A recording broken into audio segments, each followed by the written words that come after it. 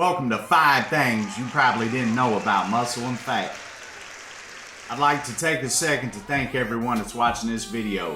We've got some interesting stuff for you. Today we're going to learn 5 things you probably didn't know about muscle and fat.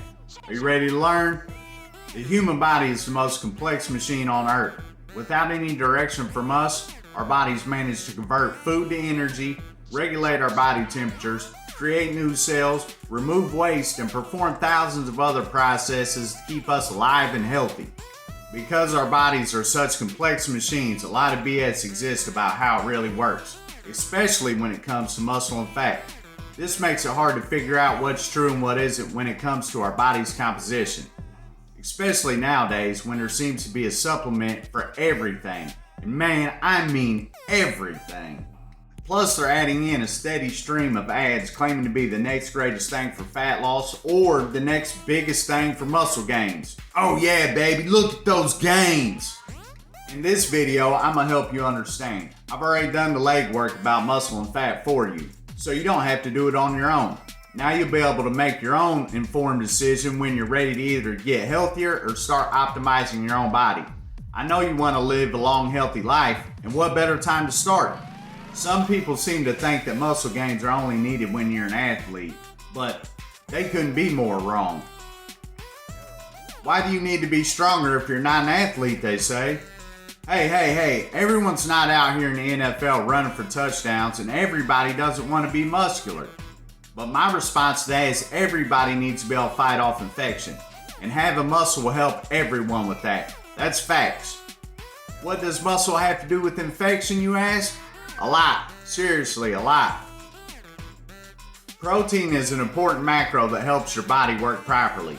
Muscle is made up of primarily water and protein. When your body becomes sick, your body's protein demand suddenly skyrockets, up to 4 times the amount it normally requires if you run into serious problems.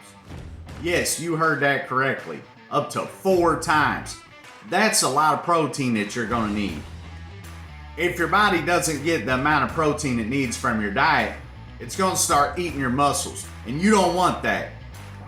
Your body will treat its muscles as large protein reserves and begin breaking them down. If your muscles aren't developed, you'll have less ability and strength to fight off infections and may be at risk to future ones, especially in serious cases.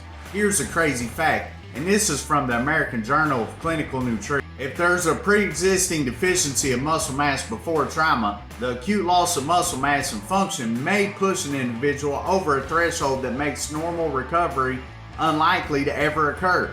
You don't want to die, do you? Because neither do I.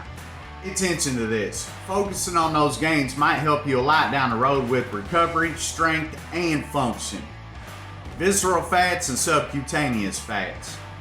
Most of us know that being overweight leads to a lot of health problems over the course of our lives, but most people don't know why.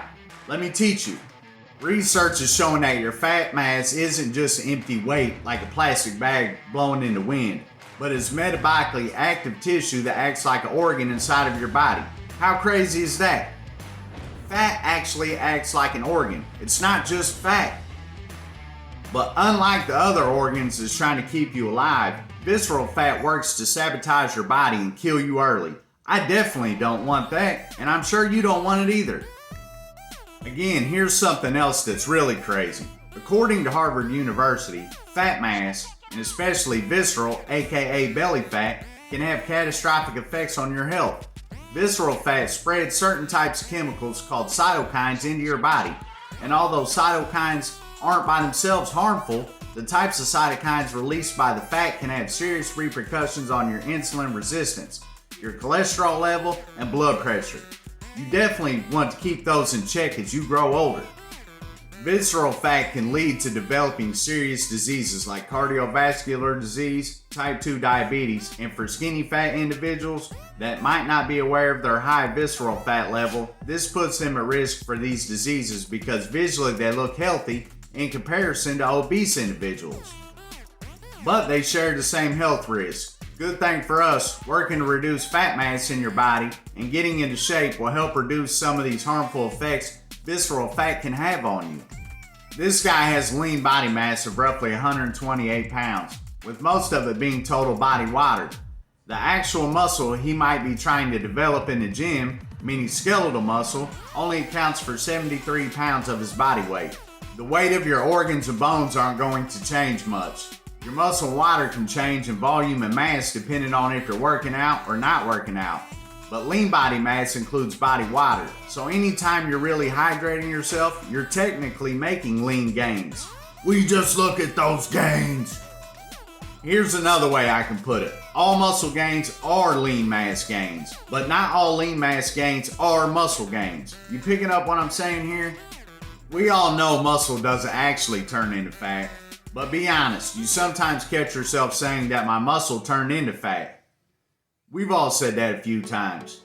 Our bodies are amazing machines, but there's no processes that allow our bodies to transform muscle into fat. Many people say that their muscles turn into fat after they stop working out, and it really does seem like that's what's happening. You were once lean and muscular, and now you have less muscle and look flabby. But what's really going on here is a change in your body's composition. Your muscle mass is going down while your fat mass is going up. This can happen for a lot of reasons. Many people, especially athletes, can experience muscle loss and fat gain in the off season when they stop going as hard as they were and continue to eat like they did when they were playing at the highest level. That's because of the amount of calories you use in a day. Your total daily energy expenditure goes down a ton if you change your activity level. Let's recap on this info. Muscle to fat conversion isn't real. If you're going to be less active, make sure you adjust your diet accordingly. It's really not that hard. When you think of someone with an unhealthy body, you think of someone who's overweight, right? And when you think of someone with a healthy body, you naturally think of someone who's skinny, right? Whoa. Not so fast there, buddy. Just because someone looks like a runway model doesn't mean they are healthy by any stretch of the imagination. In fact, it's usually the opposite. A lot of the times, people who strive to be skinny, hint, runway models, become so overly skinny that they become severely underweight, losing too much lean mass, and develop conditions like anorexia. This is one of the main reasons French government imposed a ban on hiring runway models with BMIs of less than 18 way back in 2015. Good thing not everyone is a runway model. And a much more common condition that a lot of skinny people have that is definitely not healthy is something called sarcopenic obesity. We call this skinny fat. Skinny fat people don't have healthy amounts of muscle mass, or they sometimes have basically none. They might have a body fat percentage that is close to someone who is obese, even though they look like they are skinny. They often have a body composition profile resembling this one. Despite having a normal weight, muscle mass is underdeveloped, while the body fat mass is too high. This is something that can be fixed with a decent amount of weight training. Let's end the confusion. Lots of these myths and misconceptions occur because many people don't understand what's going on. Let's do what we can to educate each other.